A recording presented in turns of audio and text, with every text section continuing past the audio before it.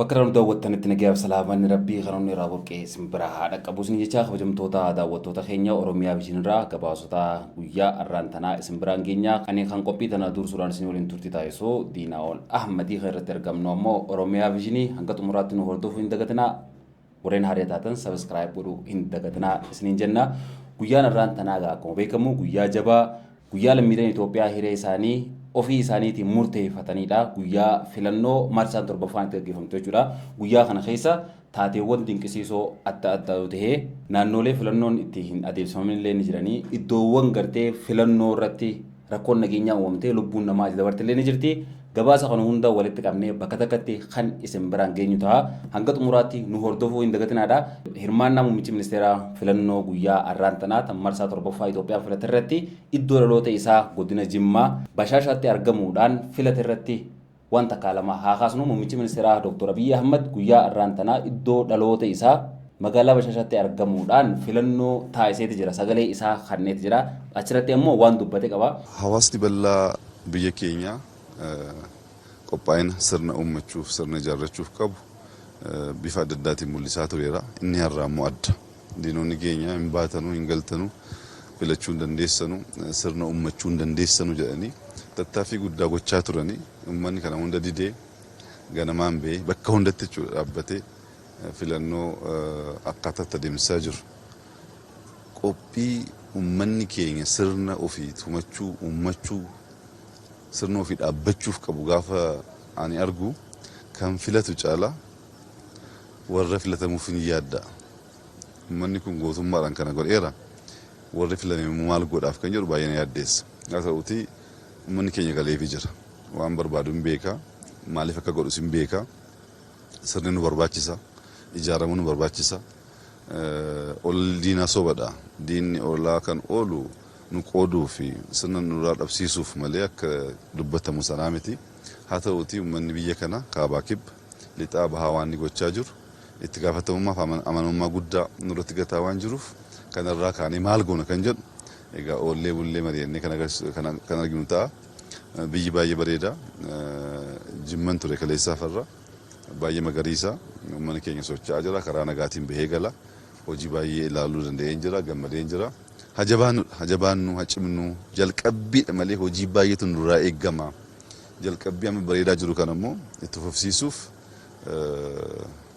ciminnee hojjechuu qabna jechuun barbaada galatooma. Naannoo keessanitti haalli filannoodhaa akkam ture sagalee teessan kannattanii nama jaalattaniif nama bakka na bu'a biyya xiyyaa fi uummata kiyyallee ni jijjiira jettanii abdattaniif sagalee teessan kannattanii akka jirtan abdii guutuu isinirraa qabna kuni waan bareedaadha.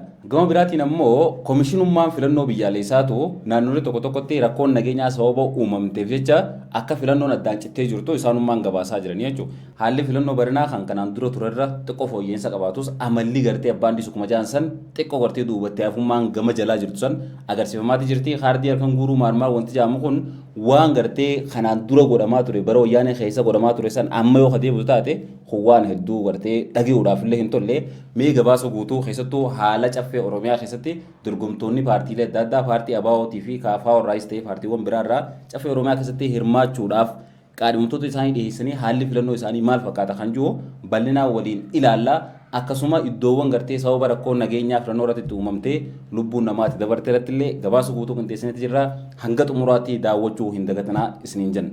Ministeerri muummee Itoophiyaa Dr. Abiy Ahmed filannoo biyyaalessaa marsaa torbaffaa irratti sagalee isaanii Oromiyaa godina Jimmaa bakka dhaloota isaanii Bashaashaa buufata filannoo harootti sagalee kennan.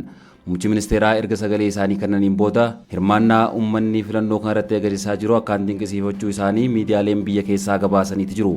Adeemsa dimokiraasii biyyattiin ijaaraa jirtu gufachiisuudhaaf yaaliin garaagaraa taasifamus uummanni Itoophiyaa ololaaf osoo gurra hin kennin sagalee isaa kennaa jiran jee. Muummeen ministeeraa Itoophiyaa Dr. Abiy Ahmed filannoon baranaa kun akka karoora warra seenaa keessatti diinota Itoophiyaatii fi bitamtoota isaaniitiif nagaan hin gaggeeffamu ture jechuun kutannoon uummanni Itoophiyaa agarsiisan milkaa'aa jiraachuudhaas himan. Muummichi ministeeraa warra seenaa keessatti diina Itoophiyaa ja'anii fi isaaniif akka bitamanitti kaasan adda baasanii maqaa hin dhooyne. Muummichi ministeeraa Dr. Abiy filannoon bara kanaa haala amma argaa jirru kanaan nagaya qabeessa ta'e akka hin gaggeeffamne kan barbaadan seenaa keessatti diinonni Itoophiyaa humnoota tokko tokko bitachuudhaan bal'inaan bobbaasaniitu jiru ja'a. Haa ta'u malee jaarmiyaan mirgoota namoomaa idil addunyaa Amnesty International aangoonni mootummaa Itoophiyaa filannichaan dura ukkaamsaa miidiyaalee irratti cimsaniitu jiru jechuudhaan dhiheenya ibsa baasuun isaatis ni yaadatama. Amnesty International ibsa caamsaa 29 bara 2026 baaseen michoonni misoomaa Itoophiyaatii fi qaamoleen mirgoota namoomaa idil addunyaa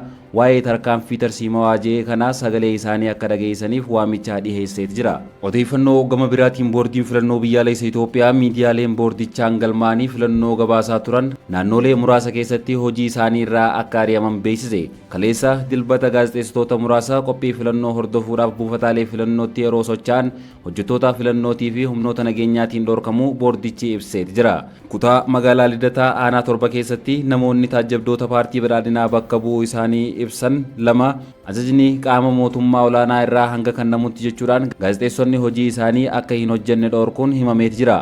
Hayyamni boodarra kan kenname ta'us suuraa kaasuudhaa fi viidiyoo waraabuun tasa akka hin danda'amnes ibsameet jira. Kutaa magaalaa Yakkaa aanaa 6 keessatti buufata filannoo tokko irratti humnoonni nageenyaa uggura wal fakkaataa raawwachuu isaanii Itoophiyaa Insider gabaaseet jira. Kutaa magaalaa Qarqoos keessatti ammoo poolisoonni eegumsaaf bobba'an gaazexeessitoonni ragaa eenyummaa boordii filannoo irraa argatan argisiisanillee bakka sanatti gabaasa hojjechuudhaa fi suuraa kaasuu dhorkamanii jiraachuunis himame.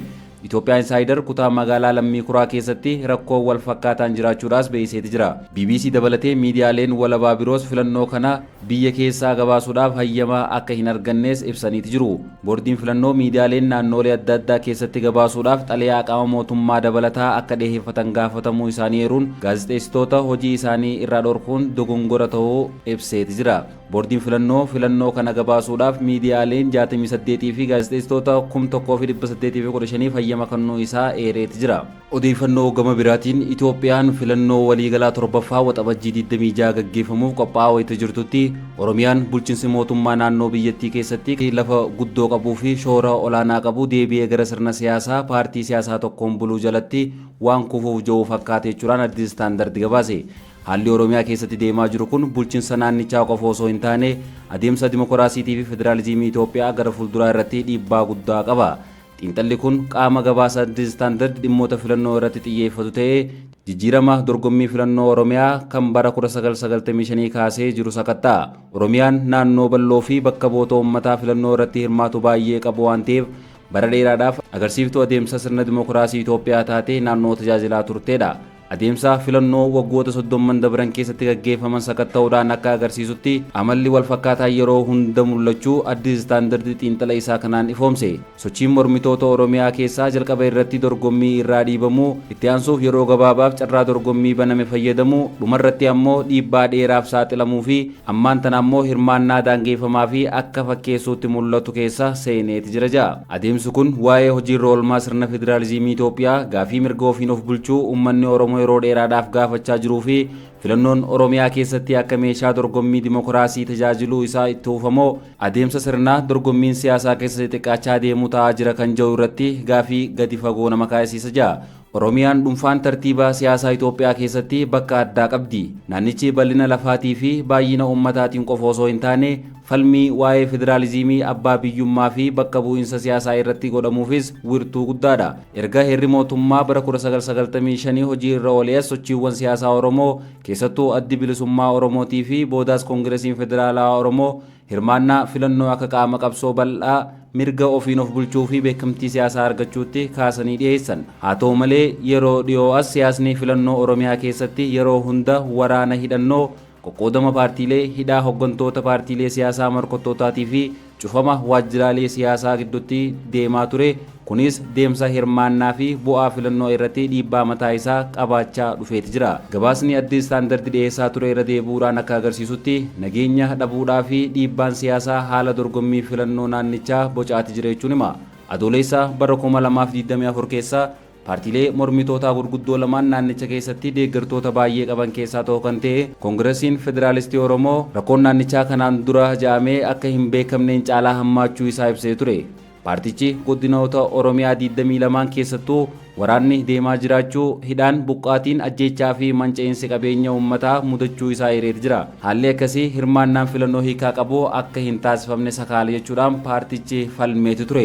Haaluma wal fakkaatuun gurraandhalaa bara 2025 keessa addi bilisummaa Oromoo ABO fi Koongiresiin Federaalistii Oromoo KFO'n rakkoo siyaasaatii fi nageenyaa hammaachaa deemeeruun mootummaan ce'umsaa tokkummaa biyyaalessa Oromiyaa akka hundeeffamu waliin gaafatanii turan. Yaadni kun bulchiinsa dimokiraasii, mirga ofiin of bulchuu ofii murteessuudhaa fi fooyya'insa nageenyaa irratti xiyyeeffachuun paartiilee mormitootaa biratti dorgommiin filannoo qofti rakkoo siyaasaa Oromiyaa hiikuudhaaf gahaa akka hin taane kan mirkaneessuudhaas jedhe. Har'aas yaaddoo kana kan dhageessan dura ta'an KFO Mararaa Guddinaa Oromiyaan sababa teessuma lafaa, baay'ina uummataatii fi madda diinagdee taateef giddugala rakkoo siyaasaa Itoophiyaa taatee itti fufti jechuudhaan addis istaandarditti himan. Piroofeesar Mararaan Oromiyaa keessatti haalli siyaasaa hunda keessummeessu kan hiika qabu yoo hin jiraanne Itoophiyaan wantoota sadii isaan hunda caalaa barbaachisoo ta'an nageenya waaraa fi tasgabbii, bulchiinsa dimokiraasiitii fi guddina diinagdee hiikaa qabu galmaan ga'uudhaaf ni rakkatti jechuun hime. Mormitoota siyaasaa Oromiyaa keessaa alatti dhiibuun kan jalqabe filannoo jalqabaa mootummaa Dargii kuffisuun booda gaggeeffamee ture. Addi bilisummaa Oromoo kan mootummaa ce'umsaa keessatti hirmaachaa ture TPLF irraa dhiibbaa hammaachaa dhufee fi waldiddaa mootummaa ce'umsaa yeroo sanaa waliin uumame caqasuun bara 1992 keessa of hambisee jechuun hima. Filannoo irraa of hambisuun ABO kun dorgomaa dandeettii cimaa qabu Oromiyaa keessaa akka dhabamus taasisee jiraachuu xiinxalli addis istaandardii kun akeeka. Filannoo bara 1995 keessatti gaggeeffameen dhaabbanni dimokiraatawaa uummata Oromoo OPDO'n inni yeroo sana miseensa paartii biyya bulchuu adda waa'ee ture Oromiyaa keessatti injifannoo olaanaa galmeessisuudhaan aangoo qabate. Amalli wal fakkaataan kun filannoo bara 2000 irrattis kan itti fufe. Haaluma kanaan yoo ta'u paartiileen mormitootaa dorgommii keessa kan hin jirre yookiin haala hiikaa qabuun dorgomuu kan hin dandeenye turan. Filannoon waliigalaa bara 2005 seenaa filannoo Itoophiyaa qofa osoo hin taane kan Oromiyaa keessattis qabxii jijjiiramaa ture. Oromiyaadhaaf Koongiresiin Biyyaalessa Oromoo KFO'n akka humna siyaasaa murteessaa tokkotti wayita inni itti argamedha. Bara 1996 Piroofeesar Mararaa Guddinaatiin kan hundeeffame paartiin kun jalqaba filannoo bara 2000 irratti hirmaatus naannoo dhaloota Mararaa kan ta'e godina Shawaa Lixaa malee bakka bu'iinsa argachuudhaaf qabsaa'aa ture.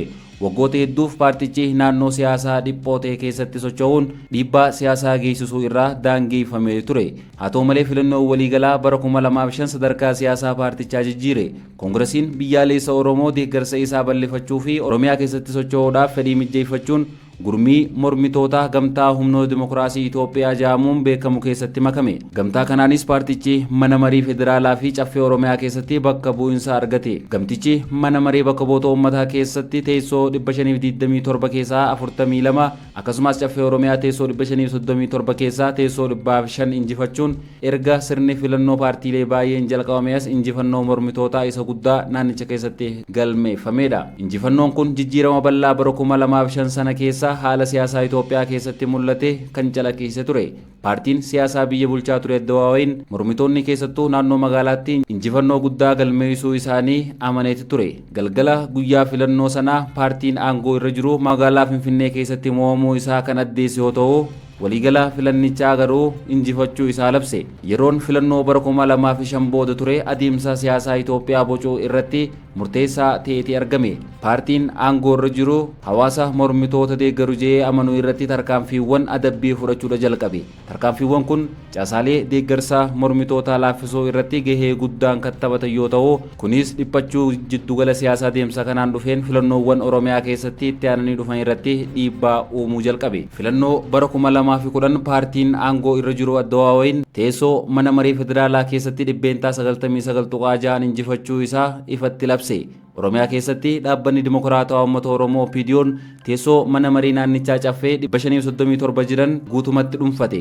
Filannoo bara 2015tis haaluma wal fakkaataan kan gaggeeffame waggaa ta'u paartiilee mormitootaa kanneen akka Koongiresii Federaalistii Oromoo KFO dabalatee kaanis kan hirmaatan teessoo tokko illee osoo hin argatin alatti hafan. Injifannoo harka caalmaa paartii biyya bulchuutiin galmeeffame kana malees Oromiyaan jiddugala fincila uummataa bal'aa taate. Bara 2015 hanga 2018tti hiriirri mormii naannicha keessatti bal'inaan gaggeeffame garaagarummaan bu'aa filannoo irratti labsamee fi dhugaa siyaasaa lafa irra jiru jidduu jiru ifatti agarsiise. Akka bara 2005 sanaa yeroon kunis dhuunfaadhaan filannoo injifachuun naannicha keessatti tasgabbii siyaasaa fiduu akka hin dandeenye kan mirkaneesse ture. Itoophiyaan filannoo bara 2026tti wayita dhiyaachaa jirtutti Oromiyaan deebitee daandii qaxxaamuraa irra dhaabbachaa jirti. Naannichi gara dorgommii haaraatti deebi'amoo gara dhuunfannaa siyaasaa qaama tokkootti goraa wanti jedhu bu'aa filannichaa qofa osoo hin taane tasgabbii Itoophiyaa gara fuulduraattis waan murteessuudha jechuun addi istaandardii xiinxala isaa kana keessatti ifatti lafa kaa'eeti jira.